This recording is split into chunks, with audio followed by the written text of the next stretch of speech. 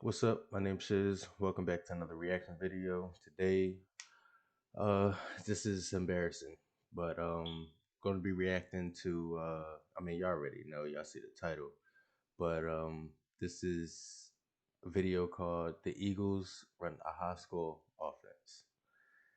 Um, just before I get into this had to be one of the most stressful seasons to witness as an Eagles fan. Personally, I don't know about some of y'all. Some people might not, watch every game like I do, but this been a stressful year. I hope that we can pick it up, next season. Hopefully we have a good off season this year. I know Howie doesn't like to pay attention to the linebacker room, but I feel like that can really help this defense because a large part of why we got gashed, and I'm supposed to be talking about offense, but uh, large part of why we got gashed on defense is the linebackers. We gave up a lot of yards to tight ends this year. We got gashed by tight ends this year, bad. I mean, not like every team, but the teams that knew, how to use their tight ends against us, it was bad. Yeah, I'm not gonna do too much talking though. We're gonna, get straight to this video. So as you already know, run that intro.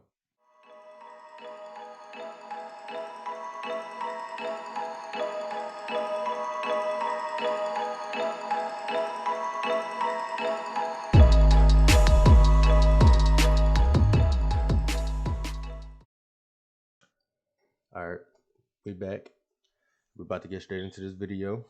Um, I hope you don't rip into us too bad. If y'all want to know, this is a dude that I like to watch named Brett Coleman. He got some really good content. I feel like he do a pretty good job at explaining football. So if you're not really that familiar with football, I will watch some of his videos. He does a pretty good job at, you know, using a pretty good range of terminology and explaining what it is and the different terminology used around the league. So yeah, it's good content. So check it out if you got time to do that. But without further ado, we're gonna get into this. The Eagles' offense, from a systemic perspective, has several problems. That much is obvious at this point.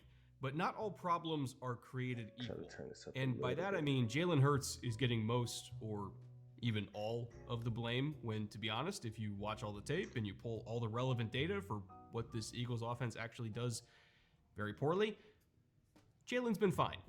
Not great, like really not great, but not terrible. Just kind of fine.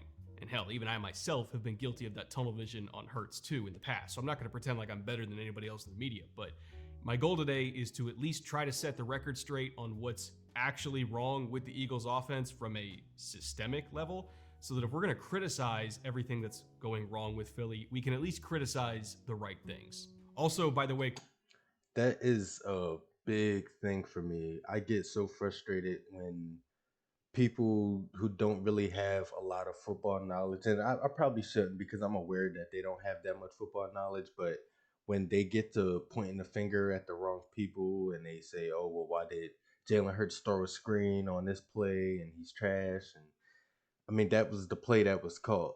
And as a quarterback, I don't play quarterback, but being able to understand, the quarterback position, especially having a first year, offensive coordinator, you don't want to try to, what's the word? I would say like undercut him and audible out of a lot of the plays that he called. Like you want to try to get on the same page so y'all have a trust system. It needs to go both ways. He needs to be able to trust you. You need to be able to trust him. So as stupid as some of the plays that a lot of the plays that we ran this season went, it wasn't all Jalen Hurts' fault. It's not all his fault. Some of it is his fault, but it's not all his fault though. A lot of those plays were some dumb plays that we called. But we're gonna keep watching this. quick PSA because I didn't know where else to put this in the show. But if you happen to be a fan of our podcast, the Bootleg Football That's my Podcast, dog which is that over y'all on the hear. Bootleg I might Football hear him in the channel, background barking. I know a lot of you didn't realize that I have a podcast, but I do. It's over on Bootleg Football. If you wanted to support the show directly, we did just drop our hoodies over on our clothing partner, Homage. Envy. Which, of course, I'm wearing right now. They're very soft. They're very comfortable. I'm sure any of you that have already bought them can attest to that. And I would love to hear from you guys in the comments. Anyway, anything you buy directly from Homage at our link below, and especially our bootleg hoodies, directly supports the show, and we appreciate everybody who did that. But for now, let's get to the reason why you're actually here.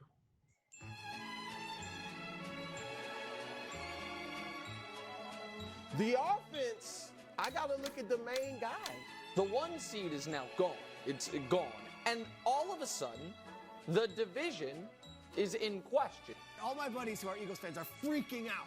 It's hard to put your finger on exactly what's going on with the passing game. You got to start to wonder with this Philly team. They're in a storm, and are they going to be able to work their way out of it? There are 3 main issues with this Eagles offense that have all kind of built on top of each other to create this big mess of frustration. And we're going to go through those problems one by one today and show you how they all fit together as we go. And spoiler alert, by the way, Jalen Hurts' pocket skills and the Eagles' overall inability to handle blitzes are not 2 of those main problems. Yes, they are issues, but they're not the main issues. And they certainly are not what has rotted the core of this offense. What has rotted that core is the following. Problem number 1 is their lack of explosiveness in the run game, which I would argue is the fault of how their shotgun-centric offense is designed to begin with. Problem number 2 is how their over-reliance on that shotgun run game has directly led to their play-action passing game being among the worst in the entire NFL, and therefore their explosiveness in the passing game has also been not that great. And problem number 3, of course, is how their bottom-of-the-barrel motion percentage has made everything way harder on Jalen Hurts and his receivers than it needs to be, which then also contributes to their lack of ability to handle blitzes, and it contributes to Hurts holding the ball forever when his receivers can't get open and taking unnecessary sacks. Like I said, Yeah, they completely shut everything down on the back end right there. What even is this route combination? First of all, was this supposed to be a 10 and in? And this was supposed to be a post?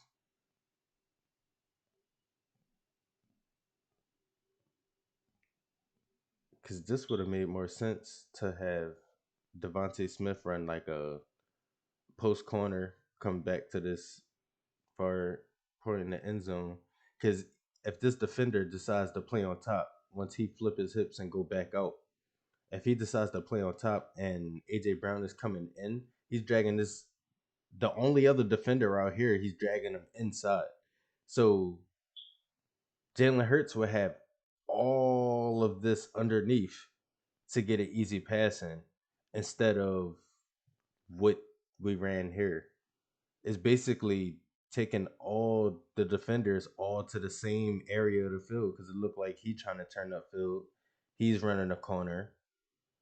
This route combination didn't even make sense to begin with. which then also contributes to their lack of ability to handle this blitzes, and it contributes to Hurts holding the ball forever when his receivers can't get open and taking unnecessary sacks. Like I said, these primary problems are what led to all the secondary and tertiary problems that seem to be getting the most attention these days, but ideally, by the end of this show, you're going to understand how they all fit together. So we're going to start things off by talking about the first problem on the docket, the run game.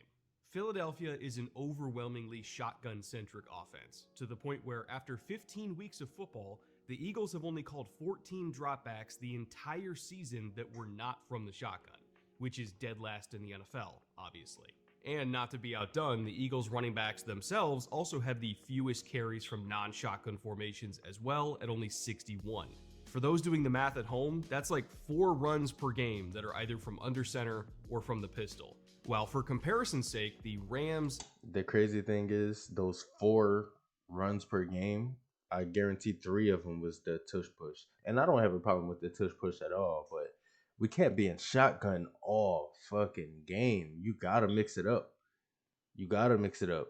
Like Lions, 49ers, and Dolphins typically have between 17 to 20 runs from under center per game. It's not even close. And so as a result of that reliance on shotgun formations, the Eagles' run game is extremely predictable and also very below average in terms of generating chunk plays. In fact, if you just look at rushing concepts where running backs are the designated ball carrier and not the quarterback, Philly calls inside zone 53% of the time this year when they run the ball, which is first in the NFL.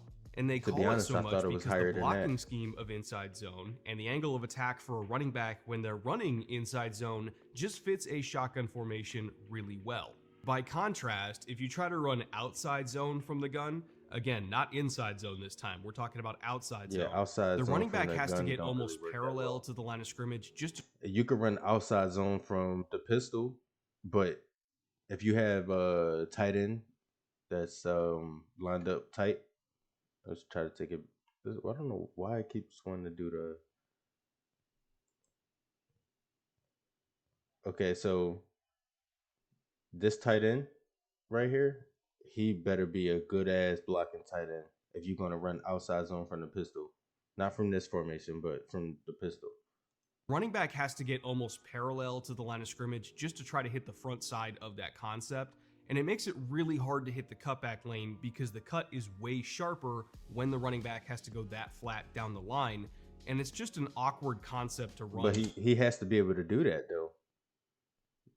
Some of the elite running backs in the league is going to see that cutback lane right there, and they're going to put their foot in the ground and make that cutback. You actually got a blocker right here that can probably get you another like 6-7 yards. I mean, the point of a run is not really to get chunk yards. If you can get chunk yards, then that's extra, but it's really to get, about 3-4 yards, because if you're getting 3-4 yards every run, you guarantee the first down or at least a third and short. So I mean, it's self-explanatory, but you can't make excuses for this running back right here. If it's sealed off on the edge, he has to be able to make that cut. The running back has to go that flat down the line, and it's just an awkward concept to run from shotgun for that reason, especially compared to when you're running outside zone from under center, where the angle of attack is way more manageable for a running back when they are coming from depth, and so the cutbacks are a lot quicker and more decisive when you're running that from under center, and therefore the concept overall has more exactly potential. Like I said, some of the top running backs in the league again from shotgun, the angles are just not good. So the Eagles generally don't call it. But I do understand what I would you're argue saying, that though. shotgun power concepts are a little awkward as well compared to when you run power from under center or in the pistol. It's more doable than outside zone, yes, but still not ideal. And that's why the Eagles basically do not run power at all either. They've only done it 9 times all season long. That's terrible. Anyway, I digress. My point here is that is an absolutely outrageously high percentage of calling just one style of run, but they kind of have to call it that often because they spend so much time in shotgun. That conscious decision on the Eagles' part, by the way, is especially outrageous when you consider that, statistically speaking, inside zone is one of the least effective runs in football at generating explosive plays. League-wide, inside zone results in an explosive gain, meaning a gain of 10 yards or more, just 7.8% of the time. Only duo is worse among all core run concepts at 7.5%.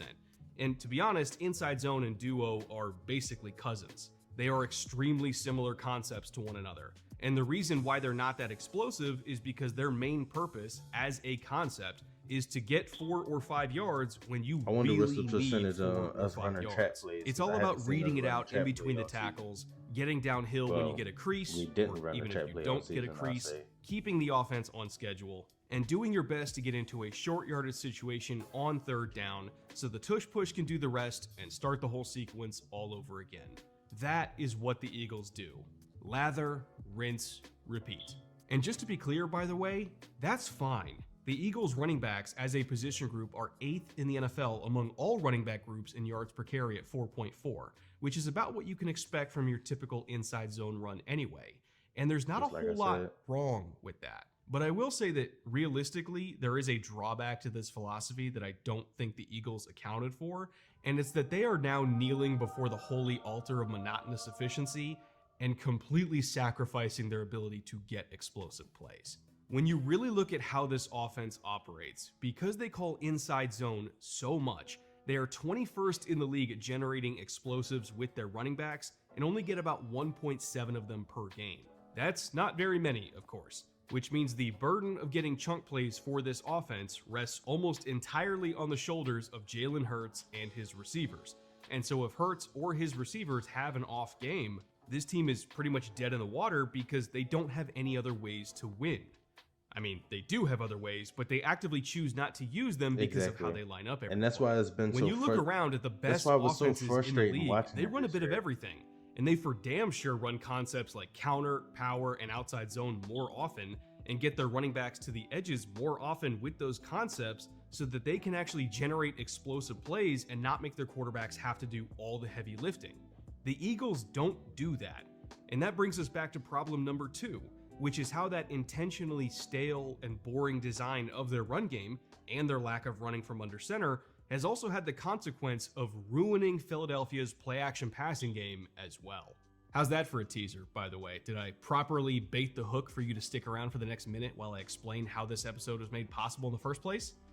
Well, technically speaking, Philly shitting the bed on national TV 3 weeks in a row is what made this episode possible, but still, you get the point.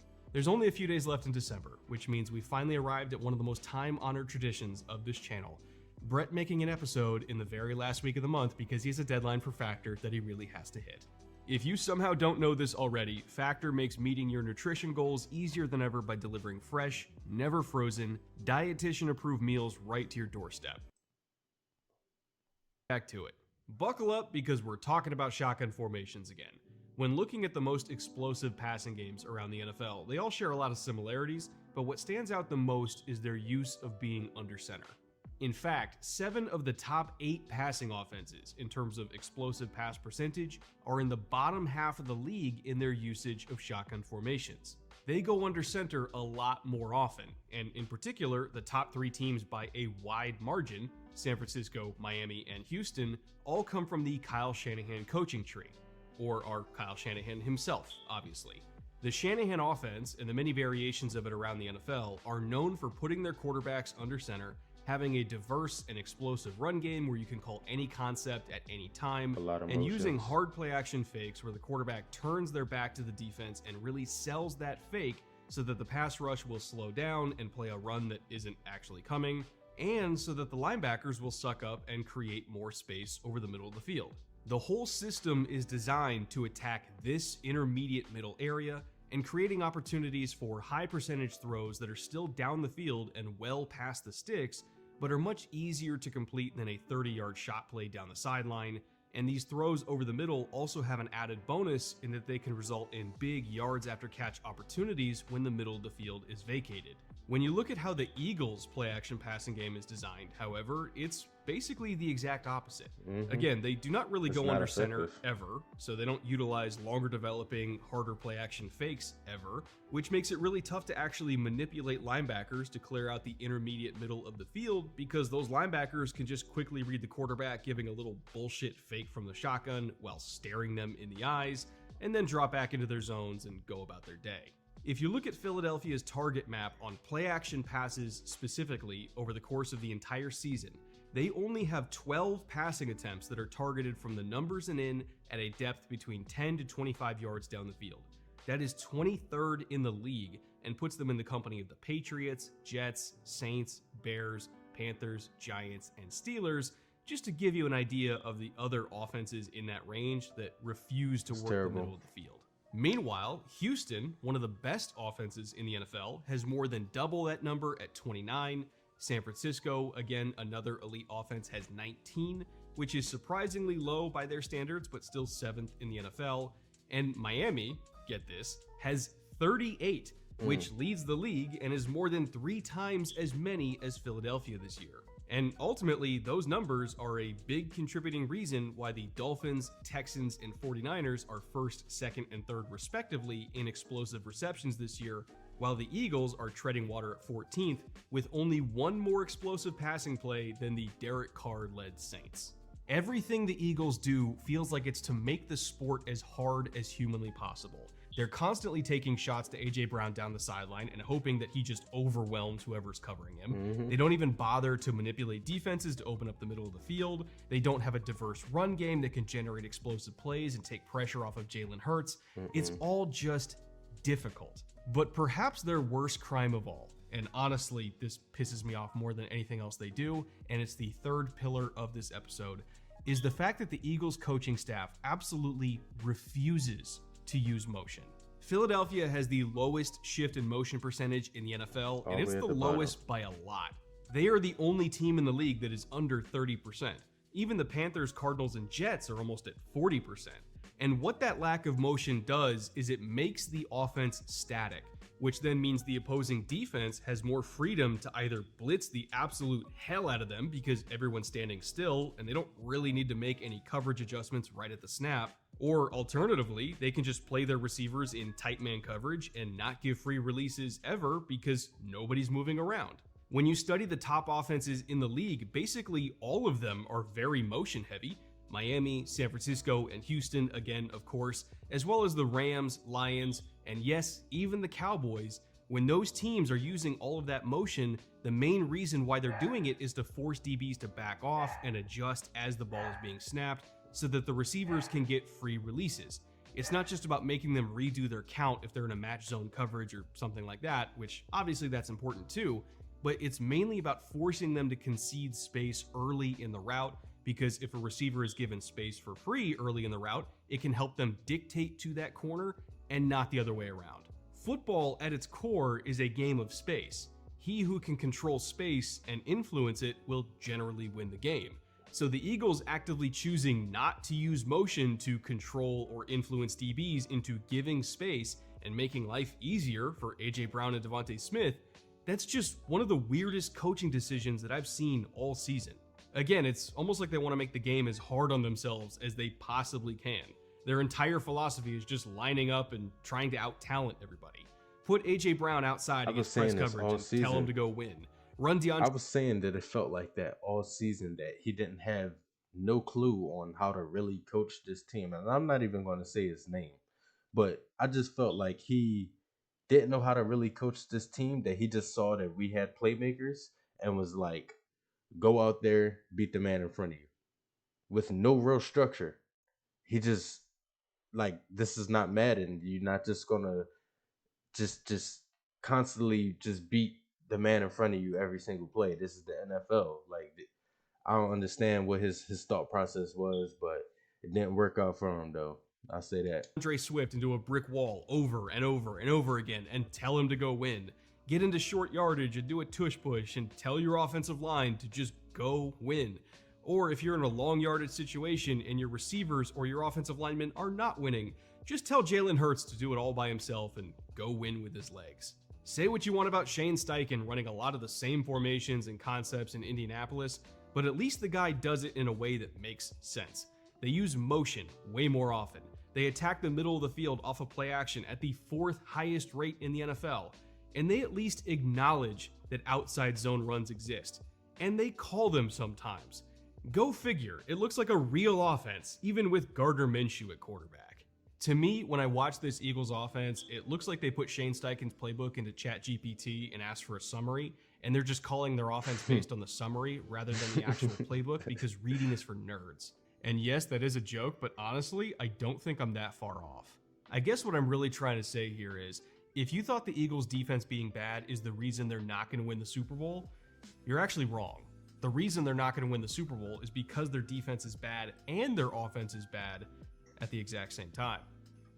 How's that for analysis? All right, that'll wrap it up for me this week. If for some godforsaken reason you want to see more of me every single week, we do put out 2 podcasts a week over on our podcast channel, the Bootleg Football Podcast. Okay, shout out to Bootleg Football Podcast. Go over there, go check that out. I know I will. I like checking out some football podcasts. I watch a lot of them. New Heights, Raw Room. Now we'll check this out. I like to watch the Green Light podcast with Chris Long, Bo Allen, Yeah, I like to watch a lot of these football podcasts. I'll be checking this one out, Bootleg Football. But if that's the end of it for him, that's the end of it for me. As I already said several times in this video, it was really, really stressful and annoying watching these games. And I'm not just saying that. Like, I've turned the game off several nights with a real life headache. Like, I'm not making this up. It was so annoying watching this year, but hopefully things get better this upcoming season. Like I said, I will be watching some UFL. I'm not sure when they season start. I gotta do some research on that. I'll look that up as soon as I end this video. But y'all have a good day. If anybody tell y'all, like I always say, peace.